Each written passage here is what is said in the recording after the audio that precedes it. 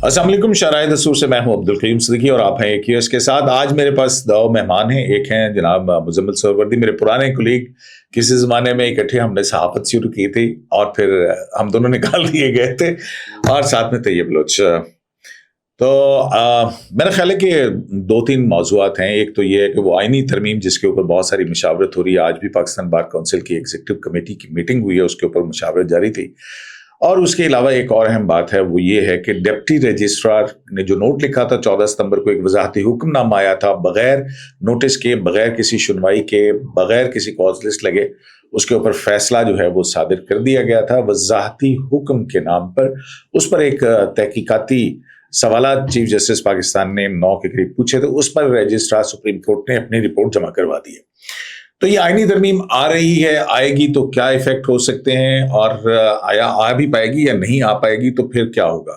हुकूमत और supreme court के ताल्लुकात क्या एक नए बहरान का दे रहे हैं अंदिया। और दूसरी बात ये है कि आया जो जजेस कमेटी के अंदर एक जो तरमीमी ऑर्डिनेंस आया है, उसके बाद से सुप्रीम कोर्ट फाल हुई है या मजीद तकसीम हुई है। तो मुजम्मिल सोहरावर्दी, पहले तो मैं आपसे ये पूछता हूँ कि ये जो तरमीमी ऑर्डिनेंस आया है प्रैक्टिस एंड प्रोसीजर एक्ट के अंदर, दो कि उसकी बहुत सारी शिकें हैं।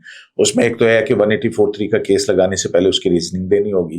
कोई केस अगर जंप करता है किसी और दूसरे केस के ऊपर तो उसकी भी रीजनिंग देनी होगी। और तीसरा ये कि प्रैक्टिस एंड प्रोसीजर कमेटी के अंदर कोई एक तीसरा रुकन चीफ जस्टिस और सीनियर मोस्ट जज के अलावा चीफ जस्टिस का इख्तियार होगा कि वो उसको बनाते हैं, और फिर अमीनुद्दीन खान साहब बने और बेंचेस तश्कील पा गए।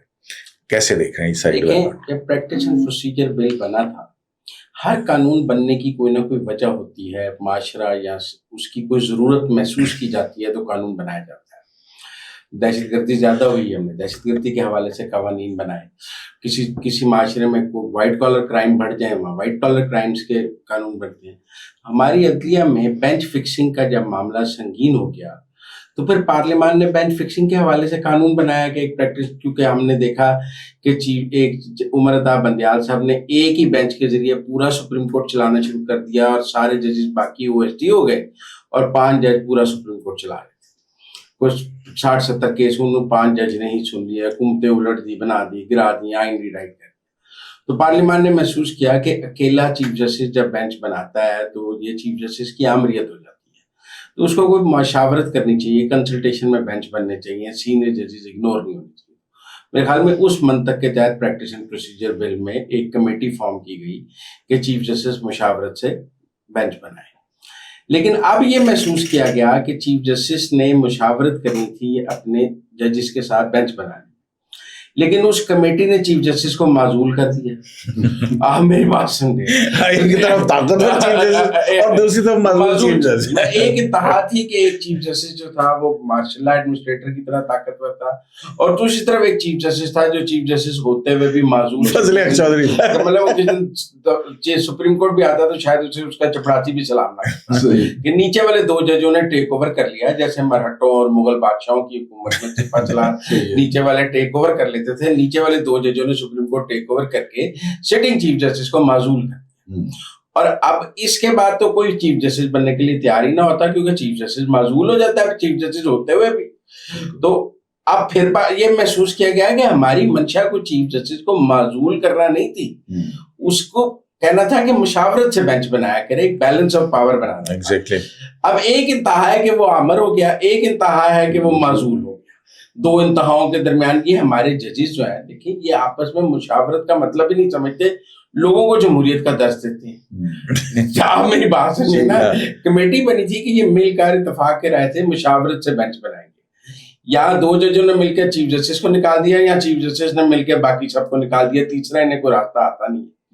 अब ये कि चीफ जस्टिस के ओहदे का तकद्दुस भी तो बरकरार रखना है कि वो चीफ जस्टिस ऑफ पाकिस्तान है, वो अपने सुप्रीम कोर्ट में ही माजूल हो गया है, तो उसको वापस उसका मतलब है कि सुप्रीम कोर्ट ही मुअत्तल होगी ना, उसकी फंक्शनिंग अगर मुअत्तल हो रही है, क्योंकि चीफ सुप्रीम कोर्ट जो है चीफ जस्टिस एंड अदर जजेस, उनके खिलाफ जो बगावत हो गई, नीचे से 2 जजों ने उनको माजूल कर दिया, ان کو ان کے چیف جسٹس سے واپس دینے کے لیے دوبارہ امینڈمنٹ کرنی پڑ گئی کہ بھائی یہ تو ہمارا کبھی بھی مطمئن نظر نہیں تھا کہ 2 جج مل کر چیف جسٹس کو نکال دیں گے اور اسے بے اختیار اور بے اثر کر دیں گے. اچھا وہ ہو جائے گا, وہ افسر بکار خاص چیف جسٹس ہو جائے گا. یہ ہم 2 انتہاؤں کے درمیان ابھی بھی یہ تلاش کر رہے ہیں کہ سپریم کورٹ میں بینچز بنانے کے لیے ایک بیلنس طریقہ کار کیا کنسلٹیٹو پروسیس ہو. اور یہ ہمارے جو ججز ہیں, مطلب ایک انتہا عمر رضا بندیال تھے, ایک انتہا منصور علی شاہ ہیں, ٹھیک ہے نا. مطلب نیچے سے کسی کے ساتھ, مطلب آپ کو اچھا لگتا ہے کہ آپ نے اپنے سینئر چیف جسٹس کو معزول کر دیا. یہ مہذب معاشرے کی نشانی ہے کہ آپ کہیں کہ جی چیف جسٹس کا کوئی اختیار نہیں, میں اور منیب مل کے ٹیک اوور کر لیں گے. مطلب ہے کہ یہ تو پہلی دفعہ ہوگا جوڈیشل کمیشن کا اجلاس ہے تو وہ پوچھتے ہیں آئینی ترمیم کیوں نہیں لائے, تو وہ کہتے ہیں کہ جناب یہ اس جوڈیشل کمیشن کا مینڈیٹ ہی نہیں ہے, تو وہ پیر پٹکتے ہوئے منیب اختر صاحب جو ہے وہاں سے چلے جاتے ہیں. یہ حکمرانوں کی نشانی ہے, پیر پٹکتے ہوئے چلے جانا, ناراض ہو جانا. سپہ سالار جو حکمران عامر حکمران ہے, اور دوسری ان کے رویے میں یہ تھا کہ برداشت نہیں. اب یہ دوسری طرف جو ہے نا سہروردی صاحب, ایک بات یہ بھی ہے کہ قاضی فائز صاحب بھی خط لکھا کرتے تھے. اب قاضی فائز صاحب خط لکھتے تھے کہ قانون کے اوپر عمل درآمد کرو. اب یہاں پہ جو خط لکھا جا رہا ہے وہ کہہ رہے ہیں کہ ہم قانون پہ عمل درآمد نہیں کریں گے, میں بائیک آؤٹ کروں گا. مطلب جو بھی ہے, اچھا ہے برا ہے, جو ہے آپ اس کو نول اینڈ وائٹ قرار دے دیں. تو آپ کو کیا لگتا ہے کہ یہ جو کیا وجہ بنی کہ میں آپ کو کریکٹ کرنا چاہتا ہوں. ہاں, قاضی فائز صاحب ایک سب جوڈس میٹر پہ خط لکھتے کہ آپ نے ایک قانون سسپینڈ کیا ہے. وہ کہتے تھے آپ اس میٹر کو ڈیسائیڈ کریں پہلے کہ آیا آپ نے پریکٹس اینڈ پروسیجر بل کی اس کو منظور کرنا ہے یا مسترد کرنا ہے, تاکہ سپریم کورٹ کو ایک کلیئر ڈائریکشن مل سکے کہ کیا بینچز بنانے کا اختیار کس کے پاس ہوگا. آپ ایک قانون سسپینڈ کر کے سپریم کورٹ نہیں چلا سکتے. ٹھیک ہے نا, ان کا پوائنٹ بہت ویلڈ تھا کہ آپ نے جب سسپینڈ کیا ہے تو آپ ڈے ٹو ڈے ہیئرنگ کر کے ڈیسائیڈ کر دیں. وہ سسپینڈ کرنے کے بعد دوبارہ بندیال صاحب نے وہ کیس نہیں لگایا, وہ سسپینڈ کر کے ریٹائر ہو کے چلے گئے. اب موجودہ لا سسپینڈ ہے جو منصور علی شاہ سب جوڈس ہے فیلڈ میں, پھر تو میں آپ تقابلی جائزہ کیسے کر رہے ہیں؟ کوئی تقابلی جائزہ ہے ہی نہیں. میں وہی کہہ رہا ہوں نا کہ ایک عمل درآمد سے تقابلی جائزہ کر رہے ہیں. اچھا طیب, آپ کو کیا لگتا ہے وہ ایسی کون سی وجوہات ہوں گی کہ جن کی بنیاد پہ قاضی فائز صاحب اور منصور علی شاہ آمنے سامنے نظر آئے؟ کیونکہ بہت ساری ہم نے دیکھا ان کے درمیان میں بڑی کوآرڈینیشن تھی. ایڈ ہاک ججز کے معاملے کے اوپر جسٹس منصور علی شاہ جو ہے وہ کرتے ہیں. جوڈیشل کمیشن کے رولز کے اوپر جسٹس منصور علی شاہ کو مینڈیٹ دیا گیا, ان کے بنائے ہوئے رولز جوڈیشل کمیشن کے اندر اس کے اوپر ڈیلیبریشن ہوئی. ایڈ ہاک ججز ہو گئے, بینچز کی تشکیل کے حوالے سے ہو گیا, سارا کچھ تھا. یہ اچانک یہ ایسا آپ کے خیال میں کیا ہوا کہ ابھی ہم جب وہاں پہ منصور علی شاہ صاحب آئے تھے اور وہ ایک این جی او کے پروگرام میں جہاں پہ ان کی امریکن ڈپلومیٹ سے ملاقات بھی ہوئی تھی, وہاں پہ صحافیوں سے گفتگو کرتے ہوئے انہوں نے کہا تھا قاضی فائز صاحب میرے دوست ہیں. قاضی فائز صاحب میرے دوست کو 5-6 مرتبہ کہا تھا, اور میں نے ان سے کہا تھا, میں نے کہا جی آپ کو بار بار یہ وضاحت دینے کی کیا ضرورت ہے؟ انہوں نے یہ تو نہیں کہا نا میرے چیف جسٹس ہیں, انہوں نے کہا chief justice is in full control. تو یہ کنٹرول میں تھے اپنا. طیب کیا بنا کہ یہ آپس میں اختلاف ہوا؟ اب بیسیکلی منصور علی شاہ صاحب اپنے آپ کو میرے اس میں کہ ڈیفیکٹو چیف جسٹس سمجھ رہے ہیں, اور وہ جو چیف جسٹس ہیں اس کو معزول کرنے کے اٹیمپٹ سے. اور یہ جو آپ وجہ پوچھ رہے ہیں یہ بیسیکلی منصور منیب گٹھ جوڑ کی وجہ سے. اب ان کا گٹھ جوڑ ہو چکا, سمپل سی بات ہے. آپ نے بالکل ٹھیک بات کی. قاضی صاحب آئینہ دکھاتے تھے کہ قانون آ گیا, اس پہ امپلیمنٹیشن ہونا چاہیے یا عملداری ہونی چاہیے, وہ آئین اور قانون کی حکمرانی کا کہتے تھے. اب یہ کہہ رہے کہ نہیں, ہم نے قانون پہ عمل درآمد نہیں کرنا, ہم اپنی وش, اپنی خواہشات, اپنی جو ہے ان کو ہم نے زیادہ مقدم جان رہے ہیں. منصور علی شاہ نے جو آرڈیننس سے متعلق جو لیٹر لکھا, اب اس لیٹر میں وہ واضح طور کے اوپر لکھتے ہیں کہ اس میں وجوہات نہیں بتائی گئی, یہ نہیں بتائی گئی. مجھے آپ یہ بتائیں 3 مہینے سے ایجنڈے پہ 2 صرف دیکھیں وجہ کیا ہے, صرف 2 معاملات تھے. اور 2 معاملات کیا تھے؟ اس میں یہ تھا کہ 63A کی نظر ثانی لگا دی جائے جو 2 سال سے پینڈنگ پڑی تھی. اور دوسرا معاملہ کیا تھا؟ دوسرا معاملہ یہ تھا کہ جی جو میٹر تھا اپنا آڈیو لیکس والا. اب ان دونوں معاملات میں براہ راست جو ہے وہ جسٹس منیب اختر انوالو ہے, ٹھیک ہے, اور منیب اختر اس کمیٹی کا حصہ ہے. اور منصور علی شاہ, میں آپ کو بتاتا ہوں, خبر ہے 18 جولائی کو منیب سے جسٹس منصور علی شاہ کی سربراہی میں بینچ بن چکا تھا 63A वाला, जी हाँ लेकिन बिल्कुल। वो गठजोड़ की वजह से छुट्टियां ये वो, फिर अब दोबारा बेंच तश्कील देना था, लेकिन ये नहीं तश्कील नहीं देने दे रहे थे, तो इस वजह से अब फिर वो जो आपने बात की कि चीफ जस्टिस मजूद, मतलब तो फिर इसका मतलब है कि वो ये टारगेट जो हमारे दूसरे दोस्त कहते हैं कि जनाब ये अब कॉन्स्टिट्यूशनल अमेंडमेंट नहीं हो सकती, तो ये टारगेट था कि कोई भी कॉन्स्टिट्यूशनल अमेंडमेंट उसका रास्ता रोका जाए। सर बिल्कुल टारगेट था, जाती मफाद है। पहले स्टे कर दिया, स्टे करके अमेरिका चले गए, अमेरिका से आए और फिर वो हुआ, और फिर अब एकदम से जब मुझे पार्लियामेंट अमेरिका से एक बात याद आती है, बार बार आप अमेरिका की बात करते नहीं, वो गए ना यार, अचानक नहीं गए, अचानक नहीं गए, अचानक गए होते हमें तो था कि वहां पे कोई सेमिनार से खिताब करेंगे, कोई सेमिनार की फुटेज तो हमने नहीं देखी, वहां पे मीटिंग जरूर हुई है। मैं आपसे एक बात पूछना चाह रहा हूँ, ये अमेरिका उस दिनों में जाते हैं और ये जो है फैसला उन दिनों में आ रहा है कि जब अमेरिका के अंदर एक सेनेटर खड़े होकर कहता है कि रियासत है मुत्तहिदा अमेरिका का जो सफारत खाना है पाकिस्तान में, वो हमारे इमरान खान की खबरगिरी करे, और फिर ऐसी खबरगिरी होती है कि जो उन्होंने जो है वो मांगा ही नहीं है रिलीफ, जिसमें वो पार्टी नहीं है, फरीक नहीं है, वो भी मिल जाता है। और मंसूर अली शाह के यहाँ पे अमेरिकन डिप्लोमेट्स के साथ मीटिंग से वहां पे अमेरिका जाना, और फैसले से पहले, फैसले के बाद, फैसले के दरमियान कहीं ना कहीं कुछ तो है दाल में काला, मुझे तो नहीं है लेकिन नजर आता है। अच्छा, दूसरा ये है कि नहीं तो फिर क्या क्या मसला क्या है मंसूर अली शाह साहब, मंसूर अली शाह साहब का ये मसला, काजी फाइज ईसा साहब से? देखिए इस टाइम ओवरऑल जुडिशरी के अंदर ना मसाइल चल रहे हैं, और मसाइल क्या चल रहे हैं, बहुत सारे जज जो आजाद और खुद मुख्तार माइंड रखते हैं वो ये कह रहे हैं कि इनकी वजह से ना हमारे इख्तियार कर्टेल हो रहे हैं, ये कॉन्स्टिट्यूशनल कोर्ट कैम होती है, चीजें होती हैं, तो वो जो उनको एक बादशाही मिली वो है। हामिद खान साहब की तकरीर भी है हाँ। कि ये ऐसा चीज जैसे जो सुप्रीम कोर्ट के इख्तियार जो है ना कम कर रहा है, ठीक है ना, तो इस वजह से अच्छा, इस वजह से अब इनकी जाती चीज ये थी कि अगर तरमीम आती, लेकिन जैसे आपने कहा ऑन बोर्ड थे तमाम मामलात में, इस आईनी तरमीम पे भी ऑन बोर्ड थे, ठीक है, फिर इन्होंने सोचा कि यार मैं 3 साल बाद चीफ जस्टिस बनूं, अब क्यों ना बनूं, वक्त तो अब मैं तकाजा कर रहा है, तो उन्होंने जान के 2/3 खींची हुकूमत से, ठीक है, 2/3 खींची। अच्छा, फिर जब हुकूमत ने 2/3 पूरी कर ली अपने तौर पे, तो फिर इन्होंने वो आर्डर दे दिया, याद है आपको?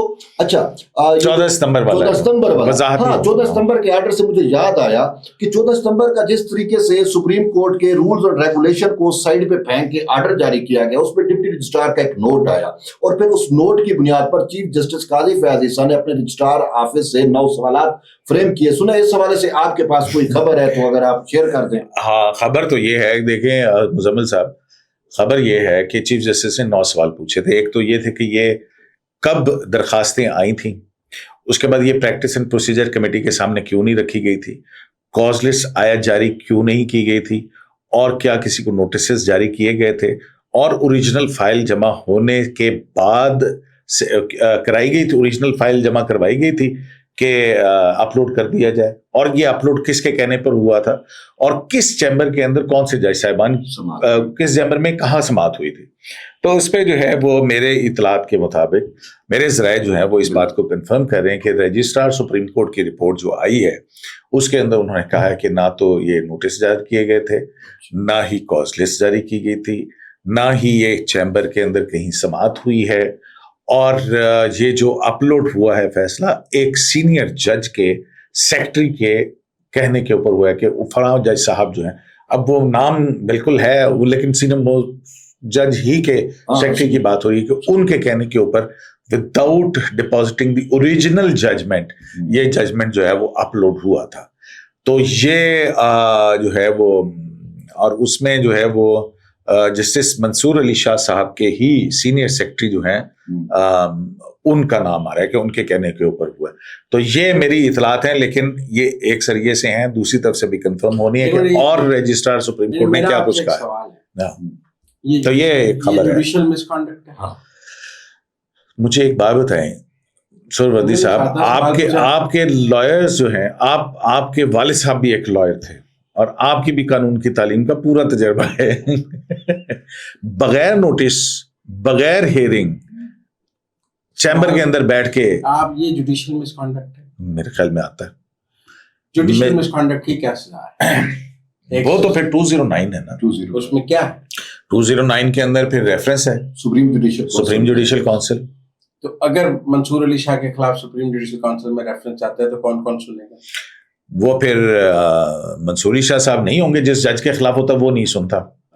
منیب اختر ہوں گے، پھر یحییٰ افریدی صاحب اور منیب اختر صاحب ہوں گے، اور چیف جسٹس ہوں گے، چیف جسٹس اور 2 سینئر ہائی کورٹ کے جج صاحبان وہ ہوں گے۔ کون کون ہیں؟ آج کل جو ہیں ایک عامر فاروق ہیں، اور دوسرے جو ہیں میرے خیال میں بلوچستان ہائی کورٹ کے چیف جسٹس۔ ریفرنس کامیاب نہیں ہو جائے گا؟ نہیں، یہ مطلب ہے کہ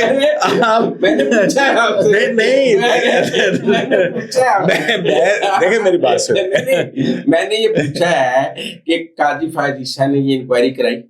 ہاں کرائی ہے، ڈسٹ بن میں پھینکنے کے لیے کرائی؟ آئی ڈونٹ نو، مجھے نہیں پتا، یہ تو آپ چیف جسٹس سے دیکھ رہے ہیں نا، اسے کیا آپ کرنا۔ قاضی فائز عیسیٰ کو کیا سمجھتے ہیں کہ مینٹلی انسٹیبل آدمی ہیں؟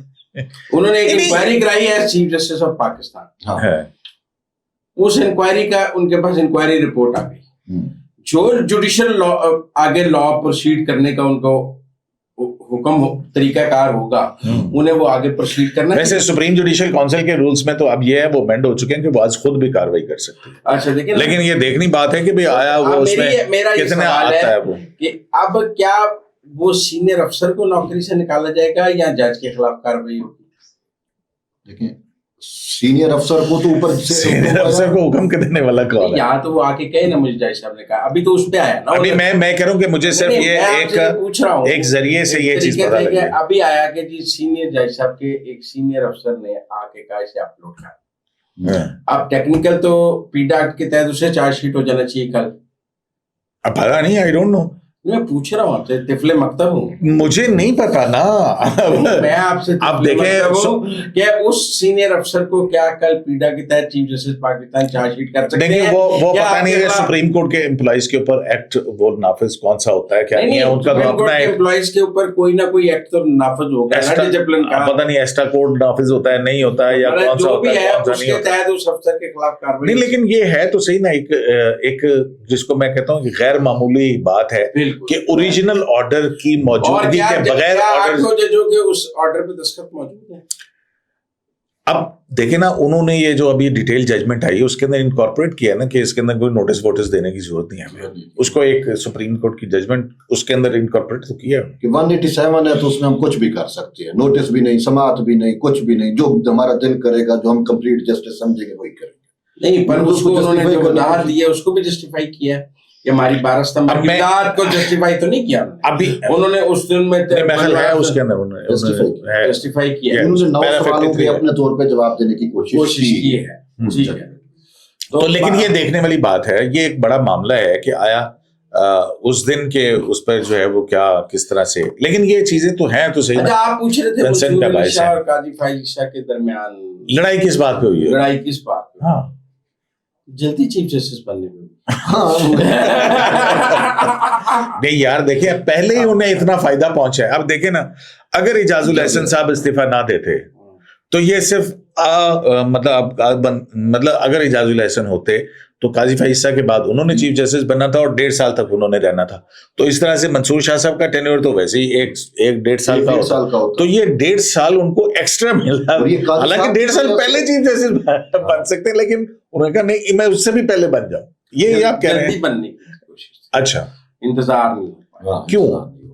جلدی ہے، جلدی ہے، کوئی انفینشڈ ایجنڈا ہے جو انہوں نے ودن ٹائم لائن پورا کرنا ہے، اور اگر وہ لیٹ ہو جائے تو وہ ایجنڈا پورا نہیں ہو سکتا، اور وہ کوئی انفینشڈ ایجنڈا ہے ان کے پاس جو ودن ٹائم لائن انہوں نے پورا کرنا ہے۔ پتہ نہیں ہے مزمل سہروردی کیا باتیں کر رہے ہیں۔ نہیں، ویسے جو ان کی بات ہے، دیکھیں اب ہمیں تو بادی النظر میں نظر آ رہا ہے۔ اچھا نہیں، جو یہ حکمران اتحاد کہہ رہا ہے کہ جی وہ ملک کو نئے انتخابات کی طرف لے کر جانا چاہتے ہیں اور 8 فروری کے انتخابات نل اینڈ وائٹ کرنا ہے، نہیں، اس کا راستہ تو ویسے بتایا نا انہوں نے۔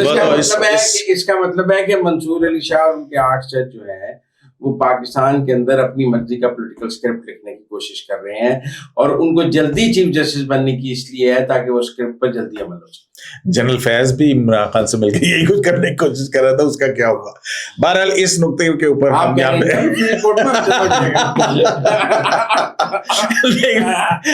میں ایک بات کر رہا ہوں کہ دیکھیں نا، آپ ایک حال ہے جو امینڈمنٹ آئی ہے اس کے بعد کچھ ججز بھی فیض کے رابطے میں جو رہے ہیں ان کا بھی نام آ رہا ہے، پتہ نہیں وہ آتا ہے نہیں آتا. میں تو ایک لوگ کہہ رہے ہیں کچھ ججز بھی ان کے رابطے دیکھیں نا جو جنرل فیض کے اس میں تو کوئی بات وہ نہیں ہے, الزامات لگ رہے ہیں. اب الزامات ہیں, میرے پاس کوئی وہ نہیں ہے. اس سے پہلے کہ آپ خطرناک پلین کے اندر داخل ہو جائیں, میرا خیال ہے کہ وقت جو ہے وہ اس کا ختم ہو چکا ہے. AQS لائیو سے آپ کو ہمارا پروگرام کیسا لگا, فیڈ بیک ضرور دیجیے گا. شرائع دستور سے عبدالقیوم صدیقی کو AQS لائیو سے اجازت دیجیے. اللہ کے